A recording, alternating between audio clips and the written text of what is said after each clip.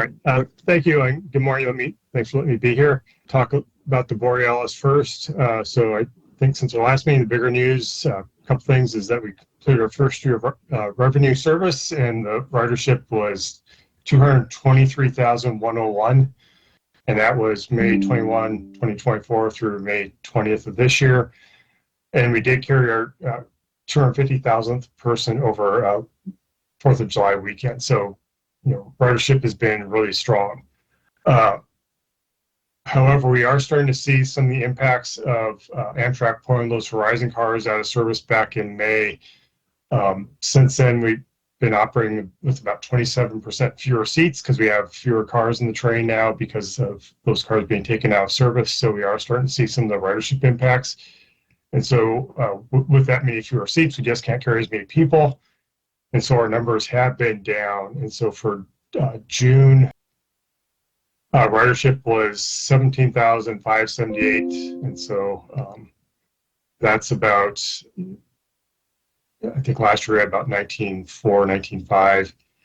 And I'm waiting for the final numbers for June. They should be coming out any day. They just haven't come out yet, but we're estimating it's going to be about 18,400, thereabout. Could vary by a couple hundred once we get the final numbers in. And as a reminder, last year we had about 21,200, I think it was. So, seeing those declines. However, with that many fewer seats, what we're seeing is that those load factors on the trains have actually gone up. And like for June, our peak load factor was like 91%, and that's over the entire route. And so that's pretty remarkable that you figure everybody gets on that train that our peak load factors are that high. And our average load factors was about 83% in June. Still, one of the highest in the country, if not the highest. In July, I think our peak load factors are going to be maybe a little bit lower, maybe like high 80s to around 90. And then our average load factors, I think, are going to be pretty similar to what they were in June. So, without more seats, it's hard to bump up. We can't do much more with load factors, but so we're going to be continuing to deal with this until more cars become available. And so we have been asking constantly for Amtrak to add cars to the train, but with that, 80 cars being pulled from service, there's just not enough to go around. So it's impacting our service, a number of other corridors, and all long distance trains. Since we do have our first year ridership done, just talk a little bit about what that means by stations. Our top station was Chicago. We had about 140,000 total on and offs there. St. Paul was number 2 with about 115,000 on and offs. And then Milwaukee was number 3 with a little under 77,000. And then there's a pretty big step down. Number 4 is the Croix, and there was 22,314. And then number 5 is Glenview with a big step down with about 13,153. And then after that, like 6 through 9 are all pretty stacked together within probably, I think, around 130 riders of each other, and kind of ranging from around 12,400 to about, 12,300 to about 12,400, kind of give or take a little bit. So, and in order, that was Wisconsin Dells, Red Wing, Winona, and Milwaukee Airport. We'll talk a little bit about on-time performance, since we haven't done an update for a while. As you may recall, we had a lot of mechanical issues over the winter, and we with the Horizon cars, we had some plumbing freezing issues, and so we did use the Superliner cars for part of the winter. As weather improved, we saw a decrease in those mechanical issues, and that did improve on-time performance. And we actually hit 70% in May. It's still not quite where we want to be, but it was definitely trending in the right direction, was the best we've had since September. However, at the end of May, just like roads started track maintenance season, just like highway construction season. And CPKC is doing a major tie improvement replacement project on the river sub from basically La Crescent up through Hastings. And so that has introduced lots of slow orders, that slow down in your road, on your highways when you're going through construction. Trains need to do the same thing. And so that was impacting on-time performance. So back on July 21st, we actually adjusted the schedule, added 15 minutes to the schedule to compensate for that. And that has actually helped quite a bit. And we're going to be running that interim schedule through the end of August. So a few more weeks here. That's when we're anticipating CPKC will be through the bulk of that work. So all the slow orders will start to go away. So then we'll revert back to the previous schedule. Keep in mind is, all that track maintenance is going to benefit the service long term. Just to kind of a quick update on the Twin Cities to the Superior Corridor. As everybody knows, that is in the FRA's Corridor ID program. We did submit our final step 1 deliverables, and FRA accepted those this spring. And so now we're just currently waiting to hear from FRA about funding for the step 2. So we'll let you know more when we know more from FRA. Have any questions for Greg? Don't have questions, but I just have an anecdote as I rode the Borealis to Chicago from Twin Cities on July 22nd, and it was on time. It was full, and it was a pleasant experience. The way back from Chicago to Twin Cities was late because of maintenance, but they were making announcements, and folks were filling in seats where they needed to be. But it sounded like they had, they would make an announcement that there were like 69 seats for all of the stops between St. Paul and Chicago to be filled, and they were already booked. So it was a pleasant ride, even with it being full. It'll be nice to have more space on it, though. Okay. So it was Great, enjoyable. thanks. We appreciate the positive feedback. Any other questions or comments? Scott? Yeah, I have a couple, Greg.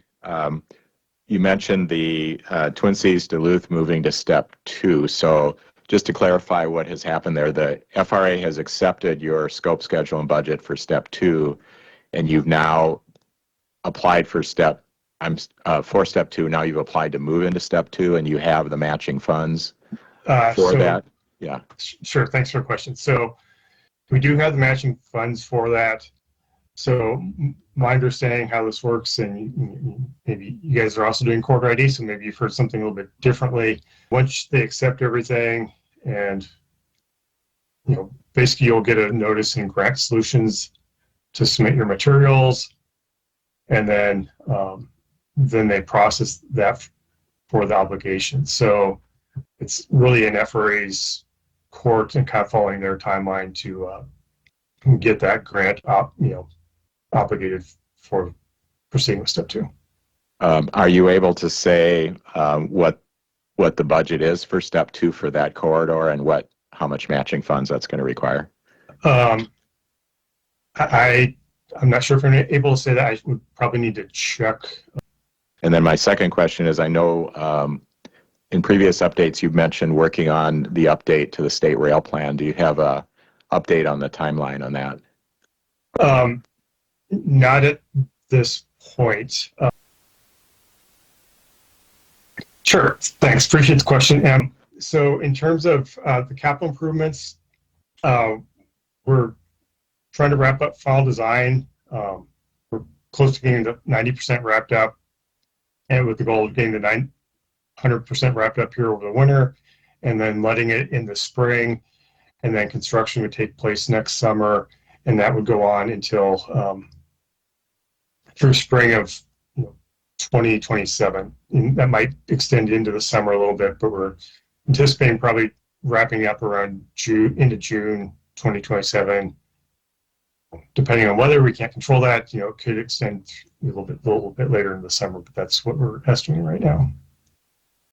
Mark Quam, I have a question for you, Greg. Do you know, has Amtrak had any communications with MnDOT or WisDOT about possibly leasing equipment from third-party operators?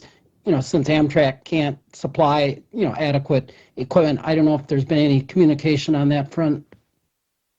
Sure. So my knowledge, and I think this is all out there, Amtrak had been having some conversations with Metropolitan Council about potentially when the North Star commuter rail train sets, and that was, I think the Met Council was, I think, acted to allow that. I think they acted to allow that to happen. I think back in May, if I remember correctly, but I haven't heard anything since then. And that would probably be a question for Amtrak what they're doing nationally. Okay, thanks. And I see that we have Rich Kedzior on line now, so. Yes, good morning. Thanks, Mr. Chairman. MnDOT, did you give your report? Yeah, I talked about the ridership and then OTP a little bit. Oh, fantastic. Did you talk about the schedule adjustments? Yes. Okay. I don't know that I have much to talk about. The Borealis is under, CPKC has put slow orders on, slow order restrictions between Milwaukee and Pewaukee and a couple of other minor locations. But the biggest schedule impacts or the travel time impacts are between Milwaukee and Pewaukee. We haven't received information about when those restrictions will be lifted. There's a bit of track washouts that require ballast and track surfacing. Remarkably, there wasn't or extensive damage to bridges in Wauwatosa. I don't know if folks saw some video of water overtopping the track in Wauwatosa. So it's pretty remarkable to me that those bridges didn't receive like extensive abutment or pier damage.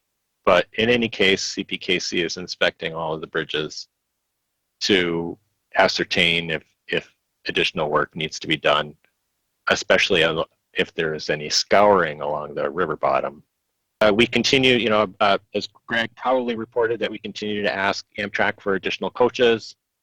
I'm hoping that get some kind of relief at least over the winter as Amtrak has lower demand for Superliner cars in the winter. Perhaps we can get an additional coach per train consist.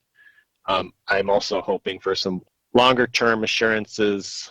So there's an issue of what's called shunting, and one of the Midwest routes is using a lot of Superliners due to CN shunting requirements.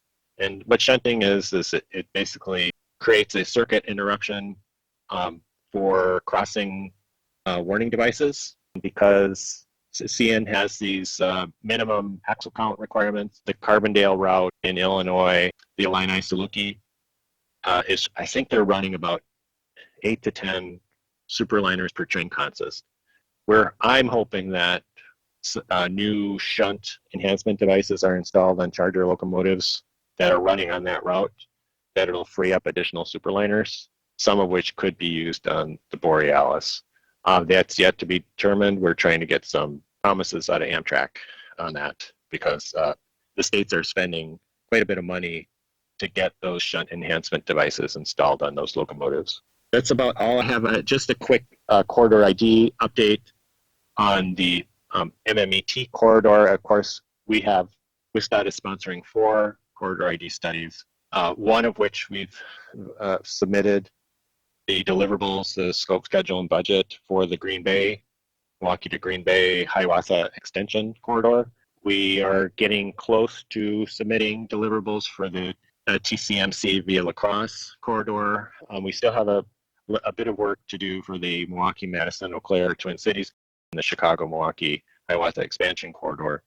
But we anticipate submitting those deliverables to FRA in September. We do have quite a bit of enthusiasm for the MMAT corridor in Milwaukee, Madison, Eau Claire, Twin Cities. Part of which, that corridor is going to be phased.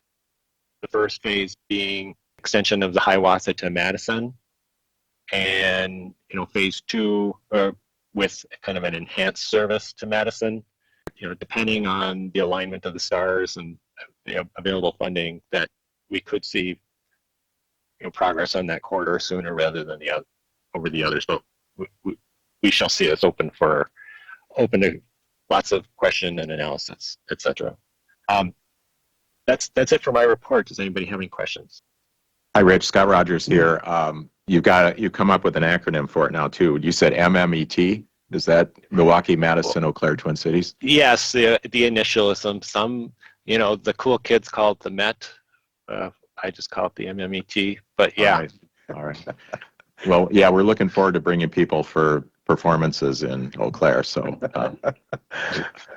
anyway, and I'm guessing you won't have a lot of information on this, but one of the things, because there's the overlap between the Eau Claire Twin Cities corridor sponsored by this commission and the MMET corridor, have you got any further guidance from FRA on how the coordination should happen between corridors that use the same route?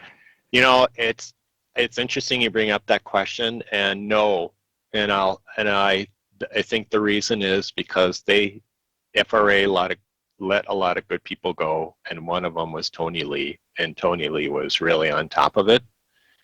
We are just on the cusp of submitting our deliverables. Now we have gone through some revisions on how they want to see the step 2 study structured, and we've submitted we're in the cusp of submitting we're doing a phased analysis SDP.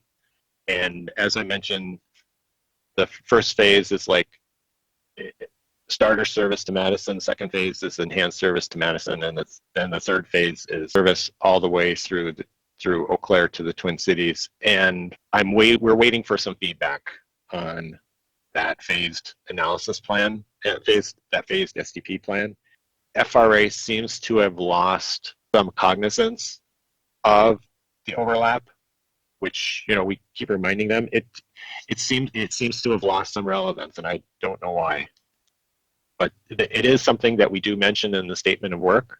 I do want to mention that we do have a point of commonality between our two studies, and that is HDR. They're leading your study and they're subbed on ours with HNTB as the prime consultant. It's easy for us to keep track of these things, but it's remarkable that FRA really hasn't brought it up much in the past 3 months. It's a shame that Tony Lee left FRA because he was really the one who seemed to be on top of it. Now, maybe there's some other FRA planner who is attuned to the challenges of the overlapping corridors, but so far they haven't spoken up if they are there. But we're mindful of it in any case. I'll understand if you don't have an answer to this question, Rich, but are you able to comment at all on what ended up in the state budget and how that might affect the studies going forward? Oh, I'm very mindful of the budget. We talk about it every day. We didn't get any of the additional funding that we had requested, so we're basically moving along with our base budget of $7.3 million a year.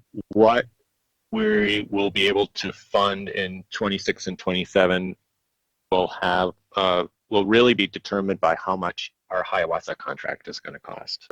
Right now, the Hiawatha, it's really, really tight. And right now, I'm waiting for another forecast from Amtrak later this week. I will say, just based on what I'm seeing so far, is our ability to participate in like CIDs, corridor ID step 2 studies, it's going to be very, very limited. Unless some other pot of money comes forth or we get a pleasant surprise from Amtrak, our ability to, and the department has not made any decisions yet about which direction we're going to go, but it's going to be very, very limited. We're not going to be able to pursue all 4 corridor ID studies at least in 26. We're just going to have to push them out into the future. Okay, Scott. Yeah, I have one more. We also know that there is some equipment on order from Siemens for the Hiawatha corridor. Is that still on track, and is that affected at all? Not affected, simply because that all the funding for that acquisition has already been reserved and encumbered. If folks know what the word encumbered means, that money is It's already there. The cars will start arriving in Chicago late September, early October. And for those who don't know, the whole car order is 6 coach cars and 3 cab coach cars. And the original order, they were originally ordered in 2020, 2021. 2021 is when we executed the purchase agreement with Siemens. And they were originally envisioned to create a second train set of venture cars. Because in 2019, Hiawatha was running 2 6-car consists of Horizon cars. And then WisDOT convinced the Midwest Equipment Board to allow us to use 6 venture cars on one of the train sets, and then we considered to use 6 Horizon cars on the other train set. And so our order was structured so that we get 6 venture cars for that second train set, and then the cab coach cars would replace the old Amtrak F40 cab cars. Our ridership constituency and patterns have changed quite a bit since the pandemic. We anticipate we'll only need, in the interim, we'll only need 4 venture coach cars on each train set, plus the cab car, for a total of 324 revenue seats in each train set, with likely need to increase the size of those train sets to 5 coaches and 1 cab car. So that order is really, it's kind of, it's timely in many ways because the Horizons have been embargoed. They're no longer available. Amtrak is having a really hard time keeping the venture cars, the Midwest venture cars, at what we consider to be an acceptable availability rate. Hiawatha not needing as many coach cars, instead of needing 12, we'll probably only need 10 to run the Hiawatha for the foreseeable future with the new cab cars. It was a long answer. I just wanted to provide all the background into our order. And in any case, that we have the funding. They'll come in. They'll arrive in Chicago September, October, with a 60 to 90 day commissioning period. We anticipate they'll come into service between January and April of 2026. This is Mark Quam. I have a question for you. With the base budget that WisDOT gets, Rich, if Amtrak's costs go up and there's an increase, could that potentially affect WisDOT having to make some decisions to reduce some of the Hiawatha service trains or even the Borealis train if Amtrak operating costs go up for the Borealis or the Hiawathas? In an extreme circumstance, yes. That's the short answer. Okay. Which we don't foresee. We were afraid, I will say, 3 months ago, we were really concerned that the Amtrak, the cost of the Hiawatha service was going to be so high we'd have to cut Hiawatha service. We don't think that anymore. But that said, we haven't received a final Hiawatha forecast or cost estimate from Amtrak for Hiawatha yet for FY26. This is Ann Schell. I was wondering if you can address anything you've heard about amendments or separate bills or anything to alter the state budget in regards to DOT's submitted budget? So that kind of talk, so you mean like kind of a supplementary budget signed by the, approved by the legislature and signed by the governor? Yes. So that kind of talk does bubble around. Frankly, it bubbles around every fall. After, it seems to happen every fall, either, like right after the governor signs the budget or, and also kind of midstream in the biennium. I don't have a lot of confidence that anything would happen. Certainly nothing to improve the passenger rail budget. Usually they only do it when on the highway side when it comes to DOT. I yet to see in my 10 years at WisDOT, I have yet to see that an increase in the passenger rail budget. So I wouldn't put any bets on that. I was thinking this time, because of the way the budget was passed, that they'd almost be expecting that to occur quite a bit across the budget, really. Yeah, that's a good question for our secretary's office. All right, thank you.